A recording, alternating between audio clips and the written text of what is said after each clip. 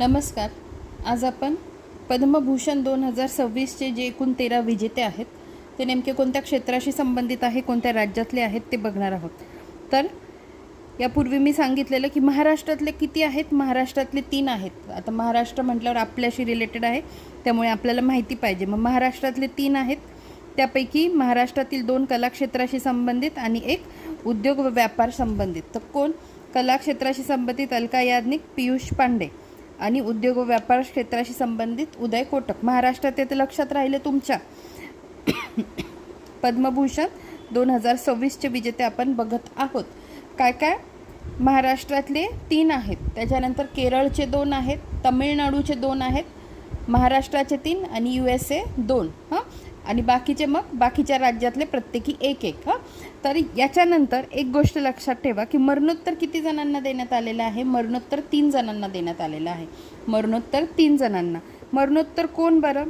पियुष पांडे, कलाक्षेत्राशी संबंधित, महाराष्ट्र. त्याच्यानंतर मरणोत्तर कोणाला देण्यात आलेलं आहे बघा. मरणोत्तर शिबू सोरेन, सार्वजनिक व्यवहार, झारखंडमधले. VK मल्होत्रा, मरणोत्तर सार्वजनिक व्यवहार, दिल्ली. एवढं होईल पाठ. मरणोत्तर 3 सांगितले. एक पियुष पांडे, कलाक्षेत्र, महाराष्ट्र. नंतर शिबू सोरेन, सार्वजनिक व्यवहार, झारखंड. आणि VK मल्होत्रा, मरणोत्तर सार्वजनिक, दिल्ली.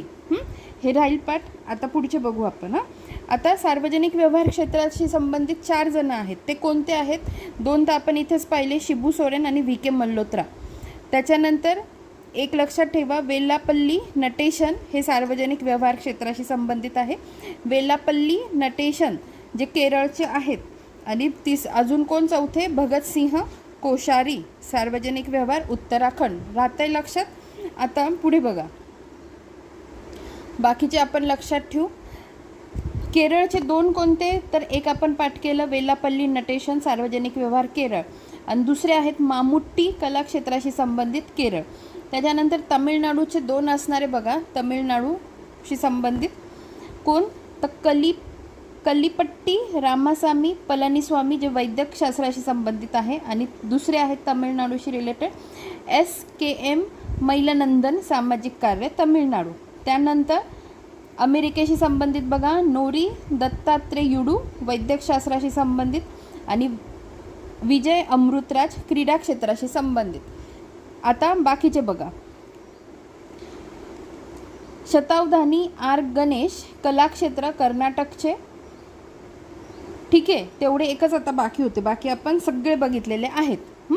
तर मग एकदा रिवाईज करा, तुमचं सगळं पाठ होऊन जाईल.